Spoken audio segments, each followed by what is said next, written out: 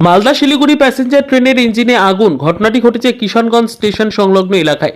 উত্তর দিনাজপুরের পাঞ্জিপাড়া সংলগ্ন বিহারের কিষানগঞ্জ জেলার ফড়িংগোলা এসএসবি ক্যাম্প সংলগ্ন এলাকায় ডিএমইউ প্যাসেঞ্জার ট্রেনে আগুন। জানা যায় ট্রেনটি মালদা থেকে শিলিগুড়ির উদ্দেশ্যে যাচ্ছিল, কিন্তু কিভাবে আগুন লাগলো সেটা এখনো জানা যায়নি। আগুন নেভানোর কাজ এখনো চলছে।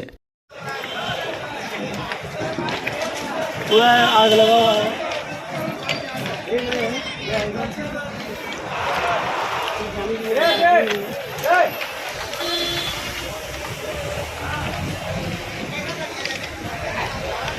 अब ऊपर ही है, छत पे ही है। छत पे इसलिए लगा हुआ है, छत में से बन गया है, पानी मारने से तो इसका गद्दा वगैरह है ना, गद्दा वगैरह उसमें आ गया। पानी मारे ना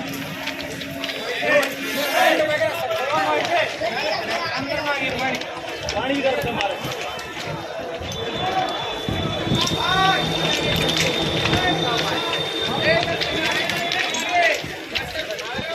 पानी मत मारिएगा। बाल्टी और थी ना, एक बाल्टी उधर थी, किधर गई और बाल्टी लाओ।